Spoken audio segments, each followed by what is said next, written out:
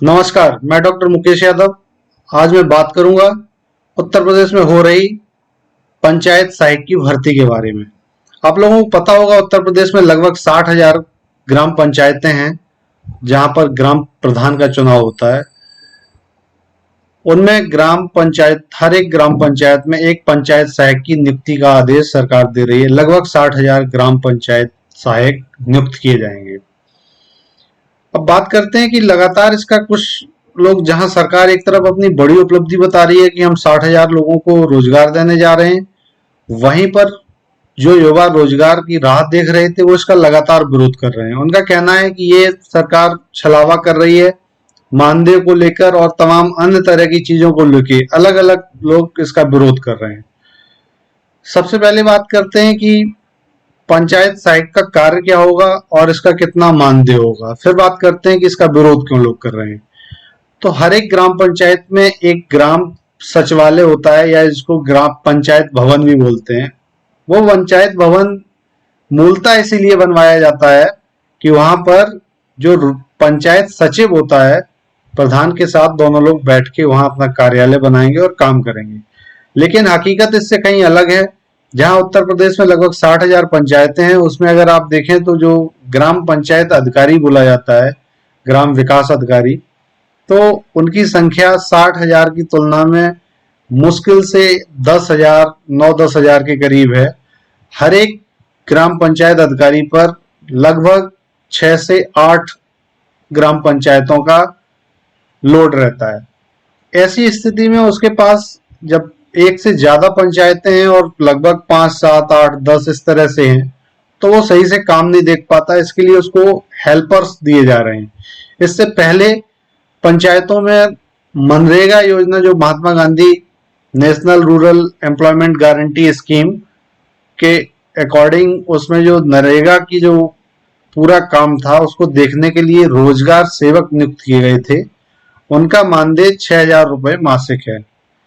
वो भी हर एक पंचायत में ग्राम पंचायत सचिव के सहायक के रूप में है कि वो साथ में काम करेंगे, प्रधान और सचिव की हेल्प करेंगे।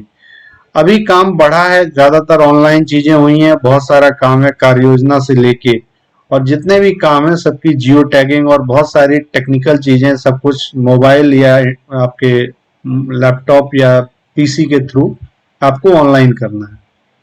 तो आज जरूरत तो ये भी है कि प्रधान भी थोड़ा इन सब चीजों से जागरूक हों। बहुत सारे प्रधान हैं भी इन सब चीजों के बारे में जानते हैं। हालांकि प्रधान को ये सब खुद नहीं करना होता है, उसकी सहायता के लिए उसको सचिव दिया जाता है, और सचिव को चूंकि एक से ज्यादा पंचायतें दी गई है, तो उसकी सहायता के लिए उसको रोजगार सेवक पहले से मिला हुआ था। अब उसके लिए एक पंचायत सहायक की और नियुक्ति हो रही है। अब बात करते हैं कि विरोध क्यों हो रहा है। अभी हम एक बात और कर लेते हैं कि यहाँ प्रधान का जो मानदेय है वो केवल 3500 रुपए मासिक है। ये आप लोगों के लिए जानना जरूरी है। चलिए अब बात करते हैं कि रोजगार सहायक की जो भर्ती हो रही है, पंचायत सहायक की भर्ती हो रही है, तो उसके लिए विरोध क्यों है। उसमें सबसे पहला विरोध तो ये हो रहा है कि उसका मानदेय 6,000 रुपए महीना फिक्स किया गया है, जबकि रोजगार जो मनरेगा में जो मजदूर होते हैं उनका रोजगार, उनका महीने का आप देखेंगे तो उनकी जो आय है, मासिक आय, वो 6,000 रुपए से ज्यादा होती है। तो वो कह रहे हैं कि हम ग्राम पंचायत सहायक हैं और हमारा वेतन 6,000 है, हमसे अच्छा तो सुपरवाइजर या जो नरेगा का मजदूर है वो है।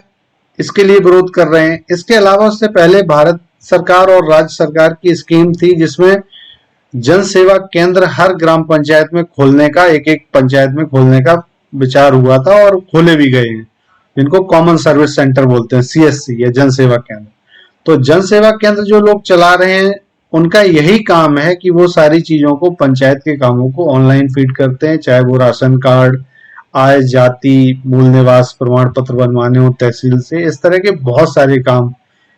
अभी बीच में कुछ कामों के लिए जो सेल्फ हेल्प ग्रुप होते हैं उसमें सखी एक योजना निकाली गई थी कि वो लोग मोबाइल रिचार्ज और बिजली का बिल और इस तरह की कुछ चीजें करेंगे तो उनको कुछ कमीशन देके की, तो वो भी इसी में साथ में काम करेंगे। और कुछ लोग बात कर रहे हैं कि जब हम कॉमन सर्विस सेंटर चला रहे हैं, हम उसी काम के लिए, हम उसके एक्सपर्ट हैं, तो हमको उसमें सिलेक्शन में वरीयता दी जाए, जिससे हमारा सिलेक्शन आसानी से हो जाए। अब इसकी रोजगार पंचायत सहायक के लिए जो आवश्यक योग्यता है उसमें इंटरमीडिएट पास होना जरूरी है और उसी ग्राम पंचायत का निवासी होना जरूरी है और 18 साल से 40 साल के बीच में हो सामान्य वर्ग का कैंडिडेट, और बाकी 5 साल की छूट ओबीसी और एससी को मिलेगी और फिजिकली हैंडीकैप्ड को भी।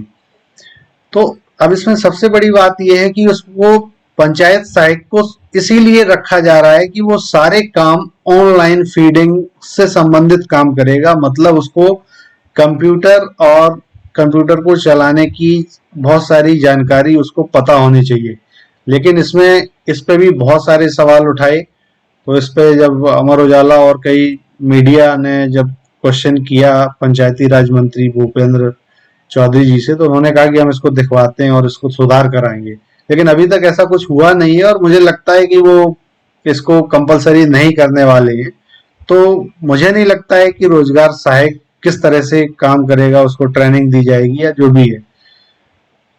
तो मैं भी सरकार से रिक्वेस्ट करता हूँ, कुछ लोग ये मानदेय को जो बात कर रहे थे उस पर मैं भी सरकार से कहना चाहता हूँ कि जो उत्तर प्रदेश के युवा हैं वो एक स्थायी रोजगार की तलाश में हैं, उनको इस तरह से 6,000 रुपए या इस तरह से उनके साथ मजाक करने का काम सरकार न करे, उनको एक स्थायी नौकरी दे और जिसका या मानदेय पर भी रखना है तो कम से कम 20 से 25,000 का मानदेय हो, तब जाके उनका रोजगार कहलाने लायक स्थिति में आएगा। ये तो मजदूरी कही जाएगी, निश्चित रूप से मजदूरी से भी कम है। चैनल को सब्सक्राइब करें। वीडियो आपको कैसा लगा कृपया कमेंट बॉक्स में जरूर बताएं। धन्यवाद।